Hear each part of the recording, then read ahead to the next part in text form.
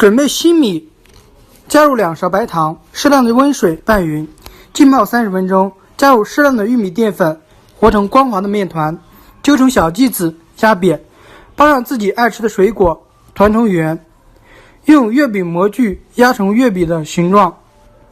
做好之后放入蒸锅，开锅以后蒸20分钟。好吃的冰皮月饼制作完成，美食每天更新，喜欢的点赞支持。